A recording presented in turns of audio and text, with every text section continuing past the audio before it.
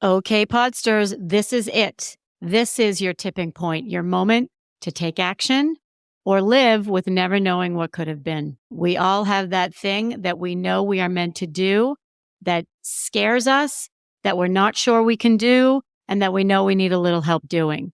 My Do the Thing Fall Retreat is happening October 13th through 15th in where else? Cape Cod, in the tranquil seaside town of Truro, where I've hand selected a beach house for 9 like-minded women to get together and do the thing. You already know that there's a life waiting for you on the other side of this thing. And this powerful, intimate 2.5-day workshop is exactly what you need. If you don't do it now, you probably never will. Don't live with regret. Do the thing. Click the link, fill out the very brief application. Let's hop on a call because I want to make sure it's the right fit for you. Together, let's do the thing.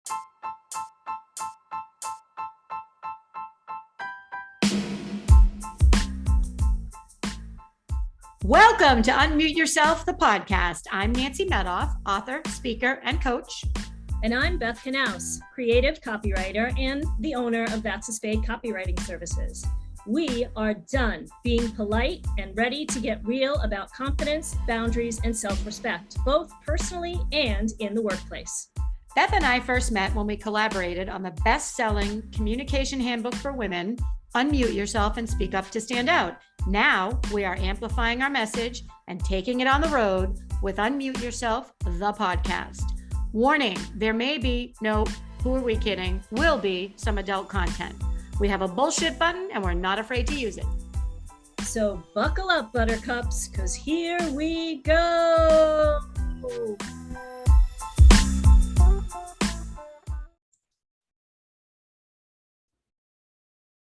Hey girl, hey. Hey girl, hey. I'm Beth Knaus, creative copywriter from That's a Spade. And I'm Nancy Medoff, author, keynote, and coach who just rudely interrupted Beth Knaus. My apologies, Beth. I interrupted you. That's okay. Welcome to our podcast, Unmute Yourself.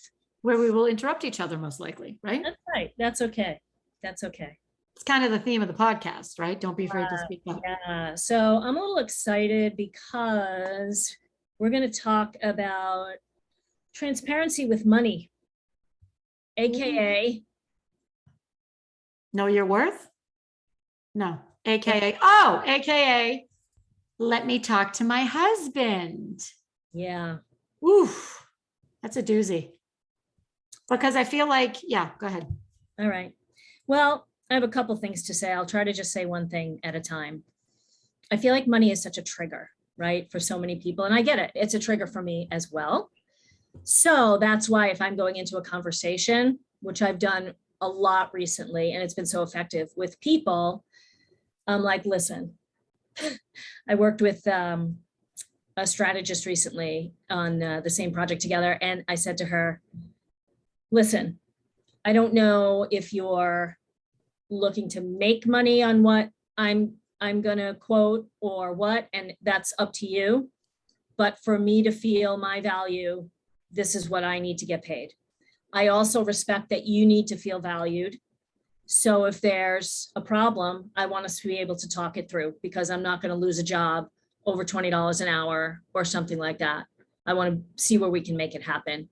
So we need to be transparent and honest about it, what our expectations are financially. And I think she really, really greatly appreciated it. And, you know, because some people are like, what are your white label prices, right? In this freelance world. And I'm like, what does that even mean? And it's, you know, it's legit for people. Some people are like, listen, I run this big agency. I have people under me. I bring them in on the project. I don't have to do the marketing. I don't have to schmooze the client. It's there. I get to work. And some people want you to give them like 20 to 30% off. Other people are like, I want 50% off your rates, which I'm like, no, if I wanted that, I could be on Upwork or on Fiverr, maybe not on Fiverr. So I understand though, sometimes people want to make a few bucks because they're bringing you in, and I don't have a problem with that. And so I'm always open about that negotiation and being transparent. Otherwise, a job can feel so torturous if you keep thinking you're not getting paid enough. So much to unpack here. So you should see my sheet of paper. It is covered with notes. So we have negotiations. We have, it's a lot. So Totally agree. But here's what's so interesting. So I had a 28-year sales career. You could call me a professional negotiator, right? I don't say that with arrogance. I say that's what I got paid to do, to negotiate. And when my clients used to ask me for better rates, at the end of the cycle, when they were insistent and insistent and insistent, whatever it was. So let's say they were a pharma company. I would say, do you offer discounts on your drugs? So why is it okay for you to be asking me to devalue what I'm giving you, but your value stays the same? So that wouldn't necessarily recommend that, but that's giving you a little bit of background. So 28 years in sales, and then I opened my own shop. And I have to tell you, it is remarkable to me, the leap that I took professionally from one year to the next year. And in that, so I did a lot of pro bono work. I put some guidelines and boundaries around how much pro bono I would work. I raised my rates, and I raised my rates because I saw other people doing it, and I saw what they were making. I raised my rates because the men that I spoke with, and we'll talk about that in a second, were like, what do you mean that's all you're charging? What do you mean? You should be charging this, this, this, and this. They had the confidence to say, I'll never forget, my husband said, well, I don't get out of bed for less than blah, blah, blah. I'm like, okay, well, that's a little arrogant, but it was true. So fast forward, the minute I started charging what I truly felt I was worth, my business skyrocketed. I mean, I have had two of the best years ever, and it is because I am no longer playing small, and I do plenty of pro bono work. I have guidelines around it. I have parameters around it. It has to be for a worthy cause, and not because a company that wants to hire me doesn't have the budget. So if I'm going to do pro bono work, it's going to be for the Latina community. It's going to be for women of color. It's going to be for LGBTQ, these communities that have to speak up. So I went a little bit of a rant there, but I think that the message is that the minute I put it out in the universe, it's now a no-brainer. And I have to tell you, I don't get a lot of pushback on my prices right now, probably because I'm communicating them with confidence. So, when you say, oh, my price is, let's say it's $250 an hour. My rate's $250 an hour. How does that sound? Well, that sounds like a lot, Beth, right? So my rate's $250 an hour, and I have a 5-hour minimum, and blah, blah, blah, right? Mm-hmm. And you said so many things also that I feel like I want to unpack here. The first thing is that you have these clear boundaries around what your expectations are that you can say and list these facts, right? Because, I'm pretty sure we get into this in the book, like how women speak and how they have to get out of the patterns that we speak in sometimes, like asking questions instead of giving information, and, raising your voice at the end of a sentence that sounds more like an ask than a tell sort of thing. And just really knowing, like, where are you willing to give generously, like the things that you just listed. And I've always said to people, so years and years ago, I had a hair salon in Boston, and I had, I don't know, like 8 hairdressers there. And I remember saying, we're going to raise our prices. And, I was young at the time, I don't know, 23, maybe. Be like, listen, we're going to raise our prices. And they'd be like, oh my gosh, I'm going to lose clients, and I'm going to do that. And I would say, you know what? You are going to lose a couple of clients, but the new clients who come will only know the new price. They won't know what the clients who left paid. You're going to get new clients who are willing to pay our value here. And, they would bring friends in, and they would be like, oh, can I just charge them for the product for their hair? Can I just do that? Can I do it for free? It's just a haircut. And I would say, no, what we need to do is say, friends and family after hours, 20% off. Mm-hmm. And that's it. Yep. Decide what it is. That's generous. You don't have to give any discount. In fact, you're working with friends and family. Sometimes there should be an add-on fee. So yeah, I think we need, even today, like if we're doing work for someone, to have that sort of discount. And you need to know your value. And I think that you're really good at this. You need to be able to list what someone is getting for paying to work with you. Yep. the tangible things and the non-tangible things. And So if you're not, if you're not able to list those things, that makes it difficult to charge what you really should be charging. And then you find people, right? You find people at both levels. You find people that are willing to pay that higher price, and you will also find people who are willing to pay that lower price. And you will feel like you're getting paid less. Listing out everything that the deliverables, if you will, for what they're getting. It's a really good exercise, because when you do that, you're like, wow, yeah, I should be like, maybe I should be charging more. That's actually what happened. I started listing out everything they were getting. The other thing that I think is important, there's an expression in the consulting world, and I'm sure I'm going to mess it up, that you're not paying me for the 1 hour that I'm providing you and your company. You're paying me for the 30 hours of experience that I bring, for the work I've done. So when somebody hires me for a keynote, it's not the 1 hour, it's the years of research, custom curating this content, interviews, coaching. That's what they're paying for. So that also helps me really step into my value. But I noticed something when we were talking, or when I was talking, that so it was my stepson that in the beginning first got me to raise my rates. And it was really because he told me how much he was charging. And I was like, what? He was 20 years younger than me, charging 3 times as much as me. So that was interesting. And then I had a colleague who told me how much he was getting for speaking gigs, male colleague. So, and then it was my husband who said, I don't get out of bed for less than blah, blah, blah. So why do you think the men have less issues charging what they think they're worth? So, gosh, I think there's so many things around this. I think something that is going to come up for us again and again, right? It's going to be about what you know and what you've grown up with. And many of us, not all of us, but many of us had moms who were housewives. And if you didn't, you had a grandmother who was definitely home with an apron as a housewife. And if they made any money at all, it was some little side job that didn't interfere with the dad's hours or whatever, just so they could have like a little hobby. And it wasn't seen the same, because their job in that generation was not to be the breadwinner, right? There used to be a breadwinner and a homemaker. And all of that has blurred now, where, sometimes you need 2 breadwinners, because my parents lived in a tiny little ranch. So today, you have people who want to have 2 homes, or, we want to travel, we want to send our kids away to college, we want to do all these things.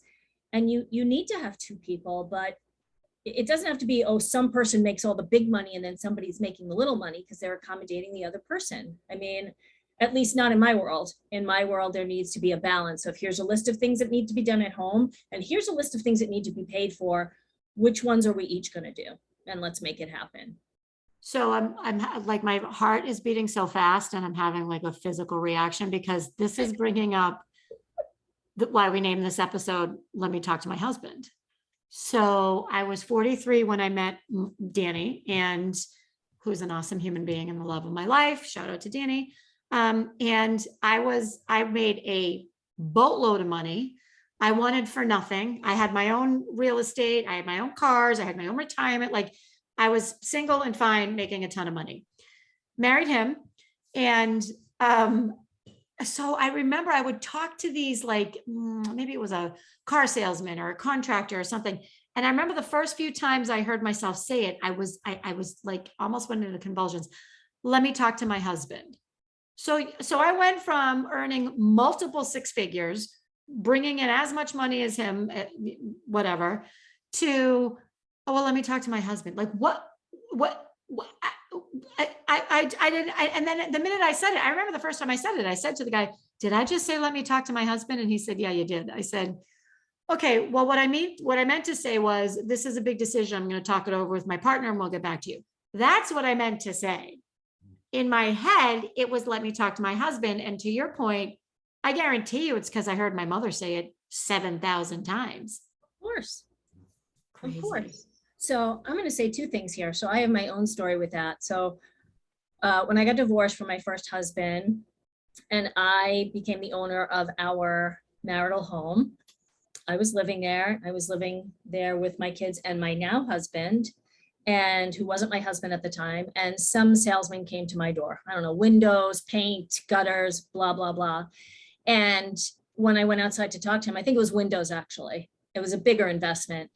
And he asked me about it. And I said, I'm kind of interested in what the cost would be. And he said, is your husband here? And I said, no, I don't have a husband. And he said, well, is there, somebody else who lives in home? And I said, no. And he said, oh, well, we can't talk to you unless we talk to the other person in the home. And I said, I am the person in the home. My name is on the mortgage. I don't have a husband that you got. I'm the person with the checkbook. Please tell me you didn't give him the business. Please tell me you didn't give him the business. Have a nice day, you jackass. Right? Okay, there we go. No, but here's what's interesting. You didn't say, let me talk to my husband or let me talk whatever. I did. You were raised by a man. I was raised by I had a mother and father, but I was primarily, my mother raised me. So it's this generational, we watch them do it and it's all we've known. Right. I think that illustrates the point. So here's my next question. Well, it's kind of rhetorical. My next question is, how do you break the cycle? Right. And if you will allow me to share another story about my family, my beautiful little granddaughter, Ava, is 4, almost 5. And last year we were taking her to an outdoor festival, and we were walking over there. She's 4 years old. We're walking over there. She said, "Oh, I forgot my pocketbook." And I said, "Okay, well, that's fine, honey. What was in it? Like, do you need some lip balm? Like, what was in it?" She's 4. She said, "Well, I had some money in it." And I said, "Well, honey, I'm here and Papa's here and we can pay for whatever you want." And she said, "No, but I want my money." 4 years old. She said, "I want my money." And Danny looks over at me and he sees me just light up. And I said to her, "Well, tell me a little bit more about that, honey. Why do you want your own money? Why not just use Grancy and Papa's money?" And she said, "Because I want to use my money." And I said, "You know what that is, honey? You know what that feeling is?" She said, "What?" I said, "That is pride. So that feeling you have is pride, that you have your own money. And yes, you could use our money, but you have your own." She's like, "Yeah, I have pride." And I don't even know, I was like pirouetting through the park because I was so proud of her. So to answer my own question, I think the best way we can do it is to break that generational cycle and train our young women from the time they're 4. You don't, if you have your own and you want to use your own, great, use your own. I agree. And I was just thinking of something else. What was it? Your daughter. It's a story about your daughter. Yeah. I actually have 2 really good stories about my daughter. I'll have to choose one of those. Oh, I know what I was going to say. And sometimes we do this, and I used to be guilty of it, where if someone came to my house to sell something, I would say, I have to talk to my husband, because I knew they would back off and leave me alone. And at the end of the day, we don't have to say that. We can say, this is a big decision. I don't have to make it right now. I need 2 days. I don't want your solar panels. Yep. Right. I can ask my partner, spouse, significant other, but you don't have to know that's my issue. I don't have to tell you, gee, I don't know, this is a big expense. I don't know if I can pay for it. I don't have to tell you anything. Right? But we feel like we have to say, oh, I can't decide because it's nobody's business really at the end of the day. That's the first one. And I actually think I'm going to tell a different story, daughter story than we talked about, because I know the other one will come up. But when we were working on the book, Unmute Yourself, my daughter had been working for a nonprofit and she was getting paid a decent amount for a nonprofit, but they had her doing everything. And 2 people quit and they had her taking on the responsibilities of those people. And then she had a supervisor who was leaving and she said, I want to make sure that you get a bigger position. And so let's write out your job description and do all this stuff. And once that's set, you're going to get this raise. And she was so pumped up about this raise and thought, oh, I'm going to get my value and this and that. And they ended up giving her, I don't know, $2,000 or something. And she was devastated. And she called me, right? Facts and feelings. She was so upset. And I was actually upset too for her. But then after I come down, I said, listen, you have 2 choices. You can go in and negotiate, or you can just keep it to yourself, hate everybody there, and just leave and get out of there as soon as you can. And she called a meeting with everybody at the company, a small company, like 7 people. She called a meeting, CEO, everybody, and she went in and she gave them, she was like, this is, I've done X, Y, and Z. I took over this person's job. I learned this. I have this title, blah, blah, blah. I'm insulted by this $2,000. And they didn't answer her. And she called me up. She said, they didn't even say anything. And I said, you know why? You just totally made them speechless. And they came back and offered her more money and a bonus. And I said to her, you'd be so proud. I said, you know what, you're 20, I think she was 24 at the time. I said, the more money you make now, the more money you make later, because every job will be an increase. And it was just so awesome to see her go in and stick up for herself and fight for what she wanted. And she was a mess about it, but when she went in there, she wasn't. She had her stuff together. She knew what she needed to say. And I think it was rewarding for her. She no longer works there, by the way. She works someplace else where she gets paid double. Right. So not surprising she no longer works there. And what you talk about is actually compounding. And what we talk about in the book is the $1 million problem. So if you take the gender wage gap right now, compound it over the next 40 years, it's $1 million that some women are leaving on the table based on gender and race, up to $1 million. So I'm glad you shared that story, which actually is a nice lead into our calls to action. Yes. Which the salary discussion one, I think that, so the call to action really is to figure out your worth and how do you do that? And we have 3 steps for how you do that. For the salary one, I would recommend you go to salary.com, glassdoor.com. You can go anywhere and figure out what a reasonable salary is. And I would even argue to talk to your colleagues. Money is taboo. Talk in ranges if you don't want. I still have these conversations with some of my friends that are very high level executives in corporations. And I say, you got to give me a range if we're going to have this conversation. Are we talking about X amount or X amount? Give me a range. So if you're talking to others in your field, maybe you ask them for a range. Right. And I'll say one more thing on top of that. I actually have a really great content marketing freelance group in Facebook. So it's not necessarily anybody I know, but everybody supports each other. So I can go in there and say, hey, I got offered a job doing X, Y, and Z. Can you give me an idea what I should be charging? And they're a great group, very confident. They charge good rates. And so I can get a range of that. And I don't feel as vulnerable about it. So that's number 2, right? If you own your own business, or if you're thinking about going out on your own, how to know your value. And number 2 is to talk to your colleagues, right? Have the conversations. I was sharing a story before the podcast that I was just at a conference and I was speaking, and I knew one of the other speakers. We were out to dinner and he asked me, what are you charging? And I told him, because I know him and I know him well. And he couldn't believe I was charging more than him. He couldn't believe it. And he's been doing this 20 years longer. And I'll tell you what, he will never, ever, ever charge less than what I just said I was getting. Sure. And then the third, which I don't know if you caught it, but it was a big one, is like, have your facts ready. So if you're on your own and it's your own business, it's what are they getting? And that translates to the corporate world too, is why do you deserve this salary? Because there's nothing worse than going in there and saying, I want X amount of money because that's what I should get. You have to have your reasons, right? You have to have at least 3 good, solid reasons. I saved the company X amount of dollars, or I, contributed this much in cost avoidance, or, it can't just be because I think I'm worth it. You are not L'Oreal. Absolutely. Remember L'Oreal? I'm worth it. Or was that Maybelline? I'm worth it. That was hair.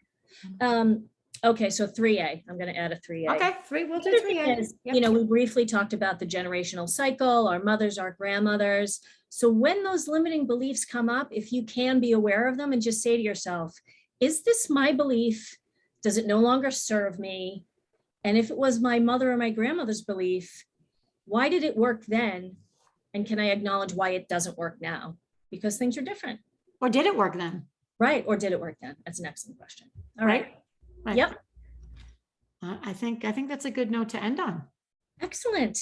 All right. I'm gonna do it. Okay, go ahead. Okay. Yep. Bye, girl. Bye. Bye, girl. Bye.